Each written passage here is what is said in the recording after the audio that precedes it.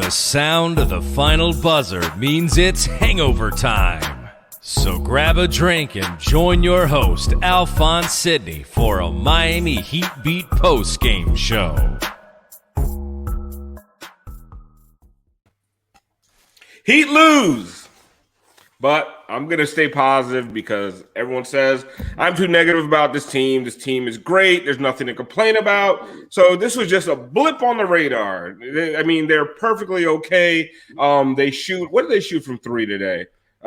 Just another game of shooting 24% from three. Nothing wrong with that. That's okay.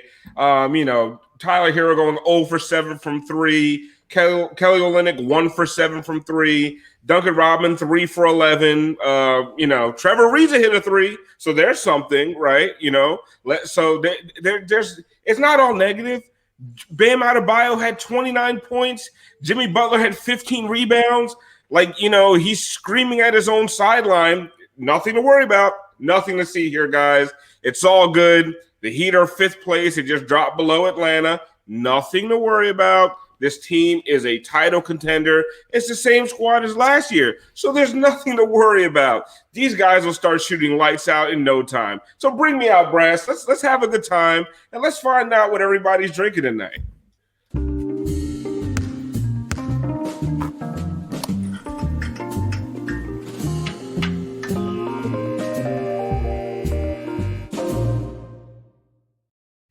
Ethan Schmolnick. It is not a negative situation. We're going to keep it positive and happy because I feel like I've been, just this bearer of bad news on the Twitter timeline and on these shows. Even during the streak, I was telling you this team fucking can't score. 106 points in 2021 in an overtime game. That's okay. There's nothing wrong with that, Christian, right? You look like you. All right, should we call the police? You look like you're in trouble. It's like your eyes are screaming, "Help me!" And your mouth is like, "Everything's good." What are you drinking, Chris? Are you day drinking like I am? Because I had an awful hangover this morning, and then I woke up and I found out I had to produce a show with a just awful hangover. Shout out to the Weird Alf pregame show, but I am drinking tequila with some of Whole Foods' finest cold-pressed juices. It's very good, actually. It's not bad. I love the way Trader Joe's finest cold-pressed juices. This is the whitest hangover time we've had, and you just set it off. Not wrong, yeah. You just set it off properly. G, in your dungeon, whatever. Why is your room so dark? It's daytime. What do you mean dungeon? I have light. Look, He's got plants. Look at that. I actually like that. I have a light. Well, I don't know where my control is, but I have lights. Yeah, that's good. What are you drinking? Are you day drinking? I'm having Pisco. Pisco on the rocks. It's good shit, man. Finishing the bottle. It's good shit. Bottle. Yeah, it is. You deserve it after such a thrilling game, a thrilling matchup of two worthy opponents. I have Bam and Jimmy, so worked out. Looking on the bright side. Thank you, G. There we go. Brass, what are you drinking today, actually? I'm drinking, I only have a few drinks that I really like day drinking with. So I had some basil on hand, so I'm drinking a gin basil smash again. Yeah. Look at that. Positive energy, gin basil smash. I don't know what that means, but it sounds good. It sounds fun. We like to smash. We got our asses smashed today. Phrasing. Today. Frankie, what are you drinking tonight on this happy Sunday afternoon? Well, I'm doing some orange juice and vodka because screw this game. All right. I like that. Sweet thumbs up. Now, okay, there is a play. I'm going to do my Frankie breakdown of a play from this game. You got it, Brass? I sure do. Here we go. Here's my break.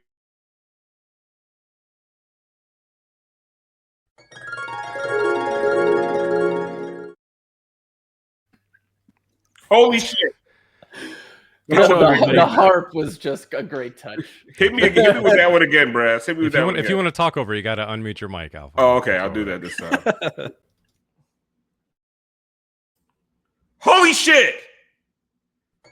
That man is dead. Goodbye. What a beautiful... It's a dead body right there. Dead body situation. What a beautiful, beautiful scene on a Sunday. Bam caught like 3 bodies tonight, no lie. There was that big foreign-looking fuck he dunked over in the first quarter. He had that one over Sabonis, and then he had another one in overtime or fourth quarter. Bam was amazing tonight. I mean, I keep I bag on different guys on this team, and a lot of people are like, well, what about Bam? Bam gave you 29 and 10 today. Jimmy gave you 21 and 15. I mean, like the rest of these guys have given you nothing.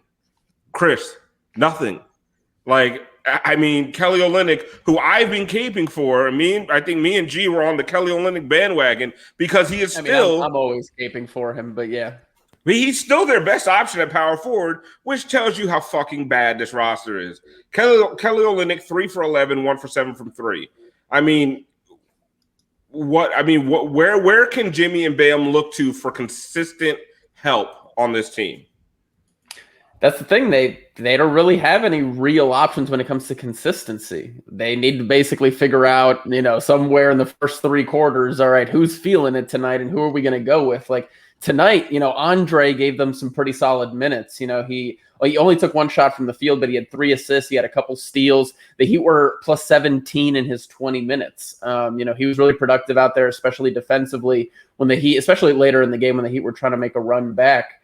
But I mean, tonight, Bam, beyond like he filled the stat line tonight, 29-10, 2 assists, 2 steals, 3 blocks. He had 2 monster dunks. Like we already saw, he put Sabonis in a body bag. It was a 3, yeah. 3 monster dunks. Like the thing that like I was really looking forward tonight was really to watch Trevor Ariza. He still looks a little bit rough out there. He definitely saw some defensive flashes, which definitely give you optimism. But it's not a great sign that I think he's now he's 1 for 5 on his first, 5 3 attempts. They haven't looked really that great. Hopefully his form will come around. But definitely defensively, it was great to see. It was good to see him bodying up Sabonis, especially on the defensive boards, and showing that he is capable of doing that, because I think that's how Spo's going to use him, is like throw him in at the 5 at times. It makes you feel better about them maybe having to trade Kelly. If they have to make a move, they have to make a move. But if they do make a move and the salary is involved, Kelly is going to be necessary. I don't think I'm wrong on that, G. And if Ariza can bang with centers down low, like it makes phrasing, it makes Kelly a little bit more expendable as your starting power forward. Can I propose something that someone? Wait, before you propose something, I need a situation here, just so that I need a drink. Oh, no drip drop, right? Right, here we go. Starts with the defense for Miami in the block situation. A block situation. Love it. We're taking a sip every time we hear situation tonight. Shout out to Franky for the Flanagan's Cup all the way out in Texas. Always representing. Listen, you got to take Florida with you. Go ahead, G. So we talked about like kind of when they traded Myers for Ariza, which by the way, I think you do. I don't think, I don't think that we look back on that and say that was a bad move. I mean, he's going to help them. But when you move Myers, you kind of lose a big sizable contract that you can move for another player. And I was talking to somebody who is kind of in the know, and they sent me this trade, and they said to watch out for a third team, watch out that the Heat are getting a third team involved. And they sent me this deal. Heat get Lowry, Norman Powell, and JaVale McGee. The Raptors get Andre Drummond and Tyler Herro. The Cavs get Iguodala, Harkless, and Olynyk. You not only get a shooter and a downhill threat in Norman Powell. Also, obviously, we know what Kyle Lowry brings. You get a backup big in McGee, right? So if Precious is not that answer, and if you don't feel comfortable, McGee's played on 2 championship teams. Funny enough, and he's been a solid player, especially for Cleveland this year. Not in Cavs' future. Cleveland is very willing to facilitate deals, and especially if the Heat have some second round picks. I had to put that up because G sounds so serious and serene. Yeah, no, I'm just G, you had me at Kyle Lowry, man. You don't even have to explain it. Send that motherfucker in. Let's go. I guess the only concern is paying Norman Powell because he's gonna get paid. It ain't your money. Stop. Listen. I'm just saying that, if you want to pick apart the trade, but I mean, out goes Herro, Iguodala, Harkless, Olynyk. In comes Lowry, JaVale McGee, Norman Powell. Send that shit in. What's good? I mean, 100%. I think probably that he'd have to send their 2022 second round pick to the Cavs to make this work. But I mean, you do that. Brass, I get people that are, Hot Take Harry came at me today. Hot Take Harry he's on fire at all times. He was like, you can't trade your best asset for a 1-year rental in Kyle Lowry. And I'm like, you're forgetting the whole Norman 1-year rentals. Yeah, you're forgetting the whole Norman Powell thing. And also I'm watching Jimmy Butler screaming for help.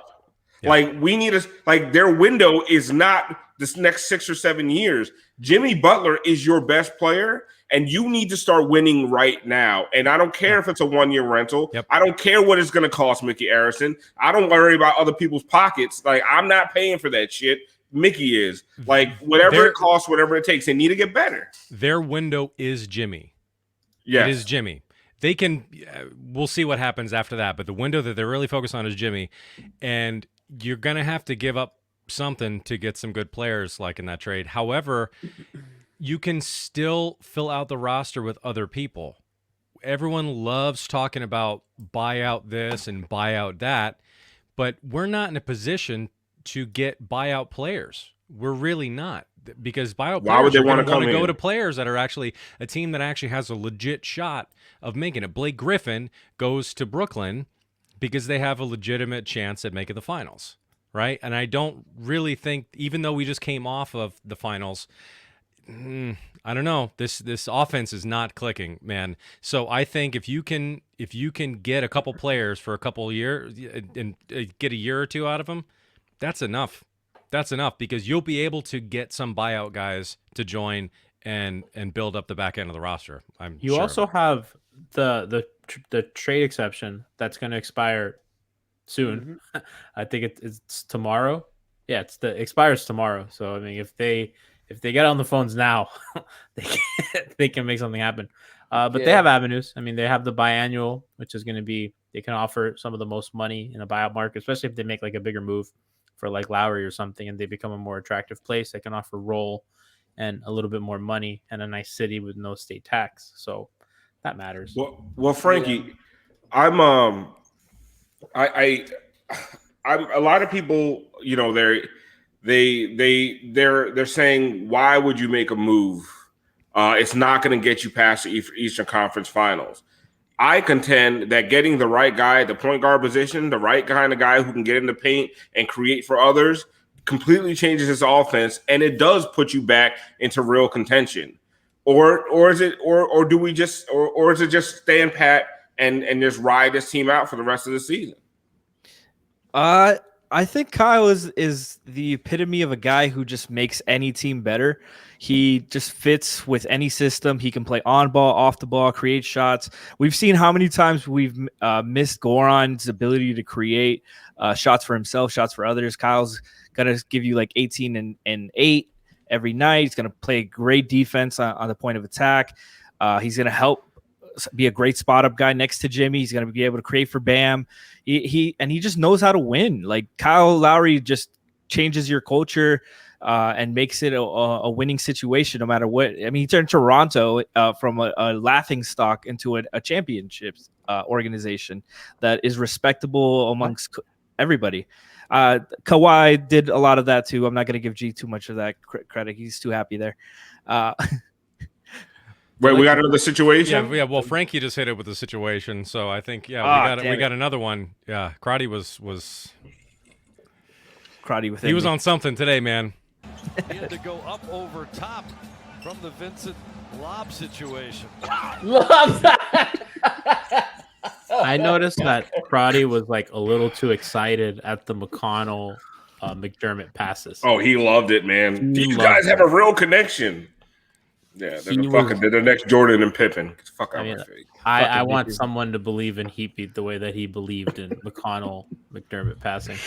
Listen. Look at this here we go. Droppy blanket. We got an invasion situation. Infiltration situation. Alex, tell me you just came back from holding him accountable. I did. I can confirm. That's why I'm still in my reporter jacket, in my jacket that I would be wearing if I was at the game. Even when you're fucking room. God damn right. Only for you guys. Only for you guys. Us. Oh, good. Okay, that's acceptable. If I was on 5 on the floor, I'd be just wearing the t-shirt. There you go. Okay, so what did you ask Spo? I asked him about the missed open shots and if he attributes, the offensive struggles to mostly that, or is it more than that? And he basically said it's more than just about one thing. And it was weird because the answer before, he was just kind of like, yeah, we're missing a lot of open shots. So it's like he completely acknowledged it in the question before, but then once I got to it, he's like, nah, the open shots aren't that big of a deal.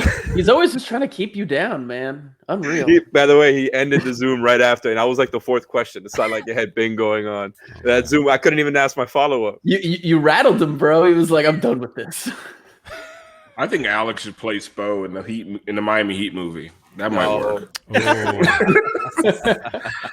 We do have some more of those, by the way. Well, I figured we'll get to it in a little bit. All right. I saw Smeetha said she saw Alex on Only in Dade this weekend. Alex, were you down there on South Beach partying? Fist pumping? Man. I have completely avoided South Beach the whole month. I know how spring break gets, and I knew it was going to get crazy this time. And it's just reliable everywhere else. Like, I don't need to rely on South Beach. And last night, I know Christian was tweeting about it. Like, that buildup on pretty much every entrance to get into South Beach, like, it was ridiculous. I had to literally call and ask my passengers, "Yo, you're not going to South Beach, right?" Like, which I've never done before, but it was like literally impossible to get in. Like it was so ridiculous. Fortunate that like I got off right as the traffic was like reaching its like where it was backed up to, because if I had to, it was not moving at all from like the 30 seconds that I quickly drove by it before getting off on the exit. Oh man. You know what they were doing, right? They closed every lane except for one, and they were checking driver's licenses to make sure that you actually live there. Right. Wild stuff. I mean, if you're at South Beach, we know you're not from Miami. Yeah. I don't think that's. I kind of push back on that. Like, there's like really not on holiday weekends. Not on holiday weekends. Yeah, but like from Miami, do not like. I remember like I think I went to like the first Memorial Day on South Beach back in the day, and then after that, I was like, I'm never going down there again. Those wasn't Miami folks out there acting. Yeah, but like for Halloween, like Miami dudes don't wear Timberlands on the beach. No, yeah. Memorial Day, spring break, New Year's, like don't even bother. Like Miami dudes aren't wearing Timberlands in the sand, screaming "Yo ma, hey ma." Miami people aren't going to Wet New Willies. Yorkers. I guess that's the thing. Like we're not going to Wet Willies, but there's I'll go to Broken Shaker. That's not South Beach to me though. I mean, saying they're not going to Fat Tuesdays? Yeah, I know. We're talking about like Broken Shaker's not really South Beach. That's we're talking about like 17th and under. 17th and under. Miami people not going to Mangoes? Oh my God. Have you ever actually gone to Mangoes? I do like the occasional Mangoes every few years. In there once. One time. Every like 10 years, I'll fuck with Mangoes. Like, I'm not gonna lie to you. On a drunken night, you'll stumble in. Like I enjoy the Clevelander on a Saturday afternoon every few years. It's nice, just not on a holiday weekend. Anyway, I guess we're supposed to get back to this game. Scoring and plus a Do we have to? situation again. A free throw situation. Somebody has got to like write him an email or something. Like, I mean, it's a bit at this point, right? It's got to be doing it on purpose. Like a really shit bit. Shout out to Fez. Can we do what are you drinking for Alex? Can we? What are you drinking? Yeah, dude. What is that? So I threw in some of my green apple Tennessee Jack Daniels into my green tea citrus, just for the show. I mean, I wasn't gonna make a drink, period, but I'm like, you know what? I'm not gonna work until like 9 or 10, so it's all right. I don't know if that's it. I don't know if that is all right. That's a responsible situation. That's a DUI situation. Yeah. I guess was to you guys. Oh, you know what we should do? Brass, who kicked our ass tonight? We completely forgot that.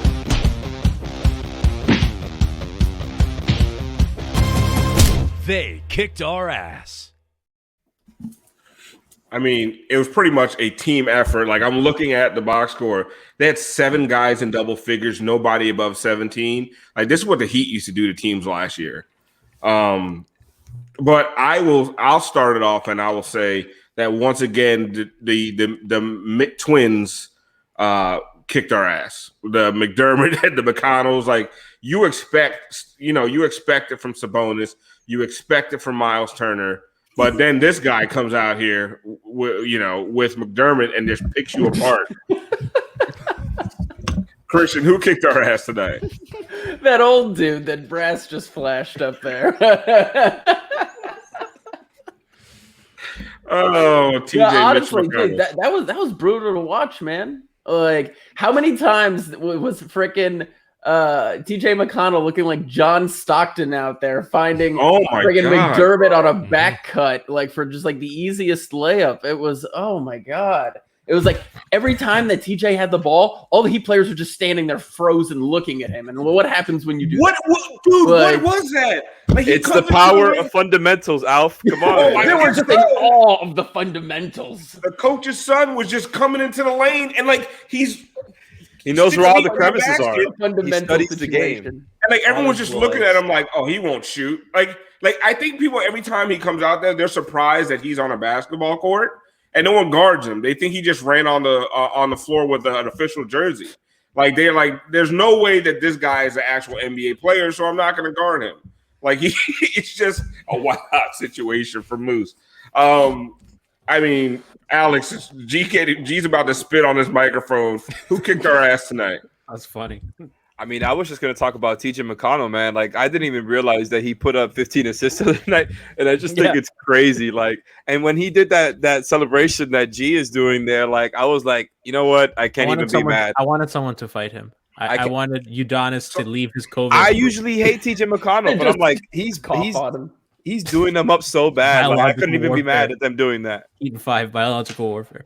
Frankie, who kicked our ass? TJ McConnell went 13 for 16 in these 2 games. I mean, yeah. Yo, and his whole diet of shots is just like mid-range within 14 feet. It's ridiculous. He's got the Dos Minutos package. There was a point where Spo put Trevor Ariza on him. And I'm like, we're at this point now. Like, you have to put one of your best defenders on TJ McConnell because Tyler Herro and Duncan Robinson are going to get smoked. He had to throw not Duncan. That was Tyler and Nunn. You know who kicked our ass? Tyler Herro kicked our ass. Oh, my God, dude.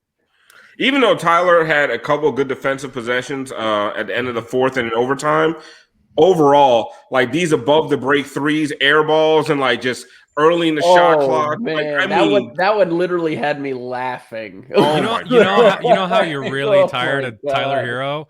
Is when you talk about him and you say, well, he had a couple good defensive possessions. Yeah. Then shit has gone south with Tyler Herro. He took a contested 3 down 1 in transition. It was like, what? Why? You're not hitting these shots. You're 0 for 7. Yeah. What are you doing? Okay, sorry, G. Go ahead. No, I was like, Frankie, like if you remember, like a couple, I think it was in overtime, Ariza's on a break and has the exact same kind of play, except Ariza's a vet and doesn't do something stupid and waits for the offense, and then they get a bucket because he's not. And then the thing is, everyone's like, "Oh, Tyler has the balls to take that kind of shot." I know. I need someone with the brains not to take that fucking shot. Like he had 2 of them, at the end of the game, and just like, come on, dude, you haven't hit a fucking 3-pointer since fucking Black History Month. Like, stop it, bro. He got it. Is that what it is? I think it is. Ever since the end of Black History Month, he just doesn't feel connected with with society. Alf is very selective of his words. It was like Myers trying to go through what slur to pick. I'm like, let me stop. Get ahead of myself. Frankie, did you see that tweet? And it was like Myers was like searching for the slur, like he was flipping through a Call of Duty weapons menu. Yeah. Someone says I miss Strus. Like I'm so sad that we missed Strus. Like Gabe Vincent was one of our best players tonight. He actually was. He was like 3 or 4 from behind the arc for like the first time fucking ever. Like on a night that they actually had, I know that they get actually plus minutes from Gabe Vincent. Oh, he hit 3 out of the 9 threes.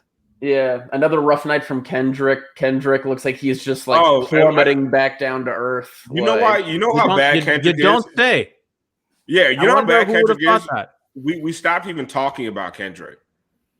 And okay, so Don't ever get fooled by him. Like, don't ever get fooled by him again. Let's all stop getting fooled by everybody on this team. I need everyone to fucking stop with this youth movement, player control. You got these young guys on good contracts.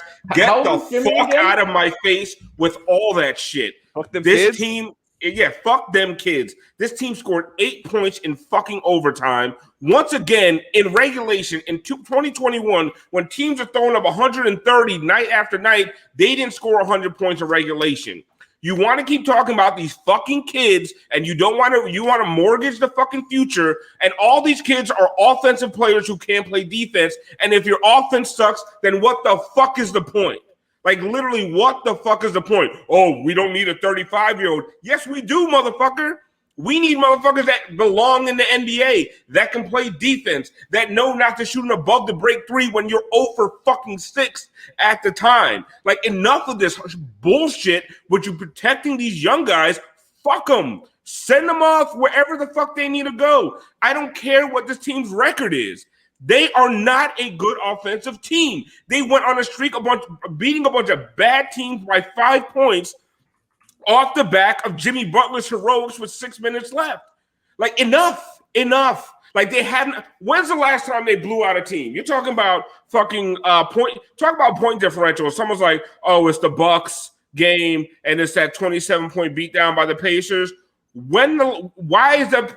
Other teams have gotten blown out, but the Heat have not once blown anybody out this whole fucking season. They can't break away from teams.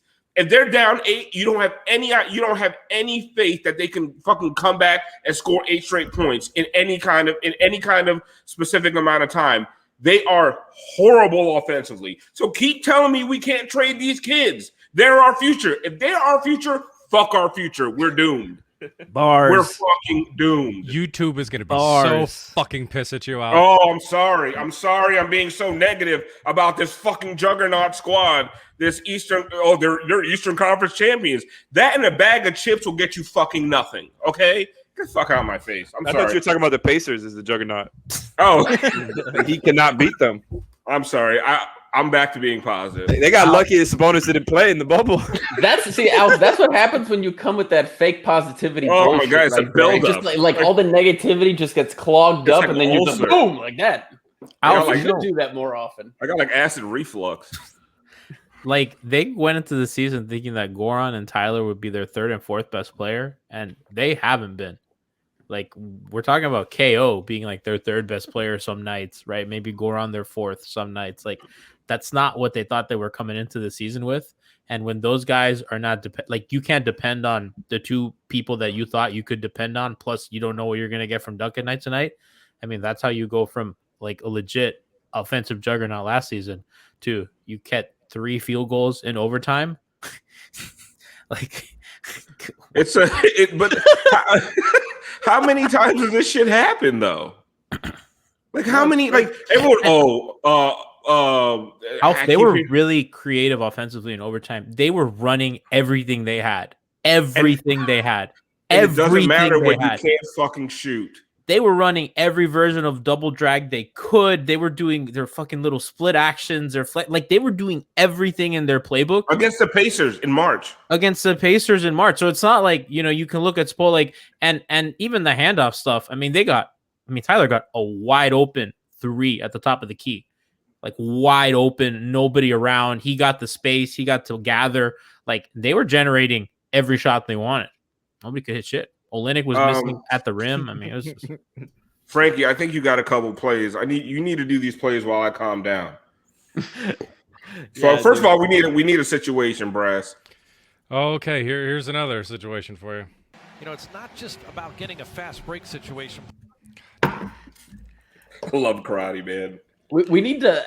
I want to let you know. We need to work on like a checklist graphic that we can just so we can remember them all, because he's throwing out different situations, and I want to point out that all of them that I pulled here for the show are all in the first half. We stopped. I am not even kidding. Me and Brass were going back and forth. We stopped like halfway through the second quarter and said, "Well, that's enough." I honestly can't believe there's this many. I need to pay better attention. It's absolutely unacceptable. But go ahead. I think it's time for Frankie to shine. Go ahead with your plays, Frankie. Let's get it. I don't know which play we got first. Oh, it's a great defensive play here. Stop it right here. All right, you see the team is lined up perfectly. They're running a couple screens to try to get I think that's Sabonis in the post right here. All right, play it. It was a white blur. All right, pause. You see Jimmy is slowly inching towards the post. Everybody's head is facing Sabonis. They're all ready for this next move. Once Sabonis starts dribbling and he puts his head down, Jimmy's going to force a trap, and you're going to see the rotations. Play it. Stop. Nunn is going to come here, take away the first pass. Duncan's going to rotate over to McConnell. Ariza's going to take the next pass, and Jimmy's going to do a great job rotating weak side to take that away. Look at this swarm. Go. Boom, boom, boom. Nothing. Kelly inside. Duncan, boom. Contested three. Contested jumper. That's exactly the kind of swarming activity level we love from the Heat. This is why Spo likes to play small so much, because you can do that with Ariza at the 4. You can't do that with Kelly at the 4. This is the next play. And Kelly's quicker. Yeah. Oh, this was the one I really liked. Yeah, the double drag. Play it again. Very short for a play-by-play. It's so quick. Pause. Are you doing it or me? Oh, I thought I was gonna do it. Go ahead. Okay, so Braskin, can you start it from over. the top? Yeah. So stop it right here. Okay, so Brogdon's on Butler, and Duncan sets that initial screen. So the double drag is kind of like a semi-transition double screen play. So what the Heat typically run is they have Duncan at the head of it, so that Jimmy gets a mismatch one-on-one going to the basket. The Heat kind of flip that, which they have Bam, and because Duncan kind of had a hot kind of shooting end to the fourth quarter, he's gonna get guarded. So that Duncan's man is now gonna have to step up. Jimmy's gonna come across that screen, and Brogdon gets caught. Bam's man is going to have a choice. Am I going to contain the ball handler, or am I going to contain the roller? So can you roll it? Okay, pause it. Bam gets completely behind the defense. They have to corral Jimmy. Brogdon was behind the play, and Duncan's man had to stay with Duncan in case that they kick out the pass. Once you roll it, Bam gets a free dunk. No help. Play. That whole thing provided to you by Duncan. No help defense because they're scared of Duncan. That's kind of like the entirety of their offense. They just have like their guard screen in these sets, and you kind of have Jimmy work on mismatches, and you use movement and misdirection to get stuff to the rim. They do it with Kelly, they do it with Bam. The issue is that if Duncan doesn't hit shots, like, your offense doesn't work, because if the defense is like, well, fuck it, I'm not going to guard this guy. If they switch that. So if Brogdon and Holiday switch, you don't get that advantage anymore. So then the big man doesn't have to contain Jimmy because there's a guy in front of the ball, and Bam doesn't get behind the defense. That is allowed because Duncan hit a couple shots late, and you have kind of a threat on offense, and that's just where they've struggled all year. But when Duncan isn't hitting shots, you don't have to respect him. Yeah. And to me, sorry, go ahead, Brass. This one's a little scary because it seems like Eric has been infected. I don't know if this one counts, but we're gonna play this. It could have been a life-saving situation for LeVert, much less saving his career. come on, that context. But dude. Play it again.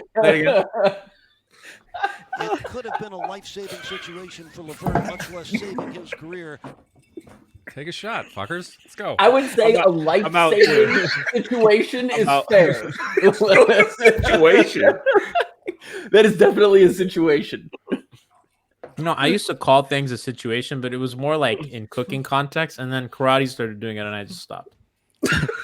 It has to be a verbal tick, or he knows what he's doing at this point. I watch games with my mother. She hates it, and she calls him John Karate. She's out on him. She goes, "Can we?" She just goes, "Karate, shut the fuck up," and she mutes him. She's out. Wait, is that who?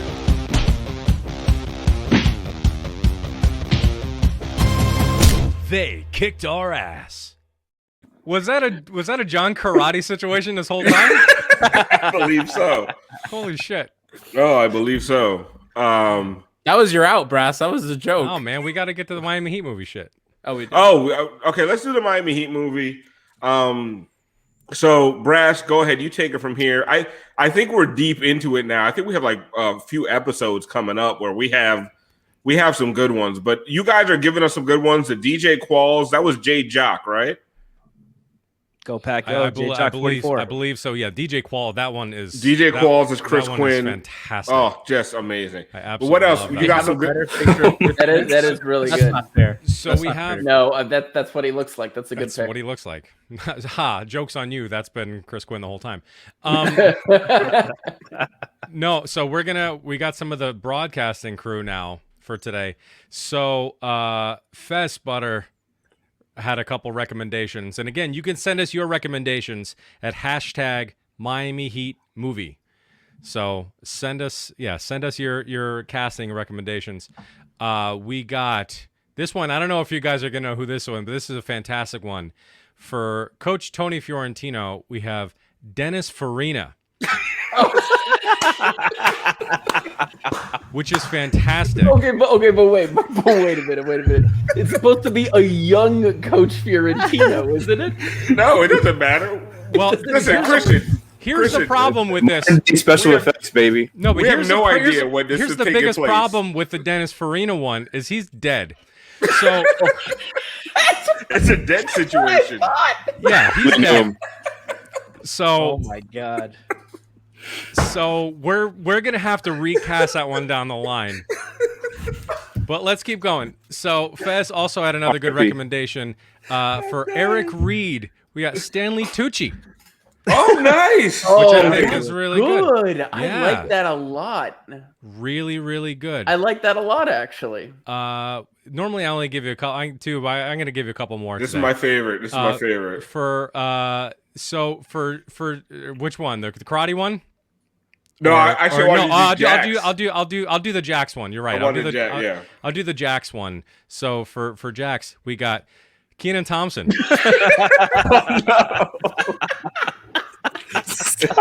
It's an ascot situation. The ascots look like tattoos. It looks like It really does. Tough shoes to fill.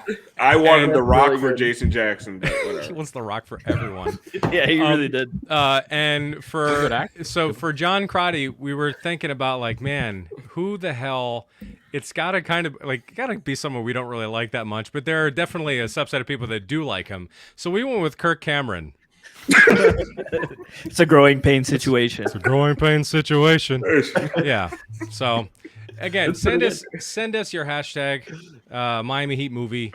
Give us some more casting. We're gonna do everyone. Should got Better Call Saul. Oh, that well. Oh, we might have somebody that people like. Listen, we'll just a great actor. We'll still go back and tweak some of these. There might be a revisitation situation. Oh, He might be too charismatic. Now that I think about it. Absolutely. Bonus situation. Tyler Herro will be able to get to the free throw line. Bonus. There was one where he used situation twice in the same breath. He was like, "It's a free throw situation during this bonus situation." I was like, He's just doing it to like piss everybody off. I think he's doing it. Honestly, It's just a bit. Yeah. He's I'd situated respect all over himself. I would respect it if it was a bit. I really would if they just started like periodically looking at Twitter and finding the things that piss off people the most, and then just doing that all the I time. mean, Eric Reed said justice better. So how far out of the realm is this? I mean, they're doing Jim VP on the damn broadcast. Alex, Leo's calling you out right here. He said, I respect you guys, but it's time for you guys who allegedly know basketball. This I don't has see to be my about name in you. there. I know it has to be about you because he ain't talking to me. To review full games, not just highlights, because I know you motherfuckers just out here watching highlights. To review full games and see how Bam refusing to bang and switching to stay with guards hurt us. Why are we always doubling players on top like if they were MJ or Kobe? Can I I handle agree. that? Can I I handle agree. No, like Because first of Kendrick all, Nunn and Tyler Herro suck. And if they can stay in front of somebody, then Bam wouldn't have to do that. But Bam because does those over switch dudes- though. He those definitely over dudes- switches. He is does. he over switching or does he have to do it That's because the our function of the perimeter defense. defenders are But That's still, not- like if you don't have a weak side rim protector back there, then isn't the over They do switch have gonna one. bring on It's more Jimmy. problems? It's Jimmy, and it's been good. But They have when the it's best not rim, Jimmy, but when they it's have the not best rim Jimmy, it's defense in the problem. league. Then it's Andre. The defense is good. The Yeah. problem is that they bleed threes because guards are penetrating because the guys can't stay in front. So Tyler and Nunn and Goran get beat every single time. So what they have to do, you have to put size on the ball, you have to trap, and you have to rotate, right? Which that does a couple of things. You're running Jimmy into the ground even more because like everybody can focus on like, okay, like he's like running 50 pick and rolls a game. Well, I mean, you're asking him to run from the corner back in the paint to help, and then back out the corner for the kick out. Like that's a lot of physical mileage. And he had a bank with Sabonis all game. And like they're switching Jimmy. Like you should be complaining about Jimmy having to switch, but that's because your guards can't stay in front of everybody. Gee, to follow up on that, and Jimmy, by the way, is really good at the switching thing. Like he was doing a pretty good job containing Sabonis, even though it should not be a good matchup for him at all. But what did you think? It was amazing. What did you think about the blitzing and trapping, and why? Like it just keeps going to Sabonis in the middle of the floor, and then they find open shots. Like why do you think they kept doing it for both games? I think that the defense is catching up to their legs and they're not as quick as they were. And the ball's always going to move faster than your legs. And when it's Cleveland, right? And when it's like these bad teams, like remember, they played Utah and Lakers in the beginning of this stretch where they were playing really intense basketball. Like they're playing playoff level intensity defense. And that can't last this whole season. And you know what, tonight, as bad as the defense was, they held them to 98 points in regulation. No, it's good. I mean, it works. It's not even bad defense. It's hard on your body. It hurts. Like it is hard on your body, and I don't know if it's affecting them on the offensive end. But one thing I will say is that in overtime they were hunting Duncan and Tyler. Right? But you want those guys out there. Clamps. Duncan had the clamps. Duncan had the clamps. Duncan was fine up defensively. Like Duncan literally was better than fine. He was actually really good defensively. But they were hunting those guys, and to me, it's like I don't understand why people like will sit there and say they don't need a guy like Kyle Lowry or Norm Powell. Could you imagine if it was Kyle Lowry and Norm Powell out there with Ariza, Bam, and Butler? So like Norman Powell is like typically. Wait, no. I'm just saying. Am I wrong? No, you're not wrong. I'm just in my head while you're saying that. I'm like, wow, G really got everything he wanted. Like we're over here talking about. We need Lowry and Powell. Like, I mean, because I think the thing that a lot of people don't fully appreciate is that, especially with how Powell's been playing this season, they become your third and fourth best players, and that's maybe the thing that a lot of people aren't fully appreciating. And they're both two-way guys. We don't have two-way guys. And Norm is shooting better from three than Ethan, way better from three than Tyler, and better from three than Duncan. You know what it would mean if Goran can come in the game off the bench and not have to run every single set, and he could just kind of like float around and pick at spots. Like that's the role. If Jimmy could spend time on the floor, not being your primary ball handler. They've been flirting with Jimmy as a screener for ball handlers a lot, especially when Bam was out.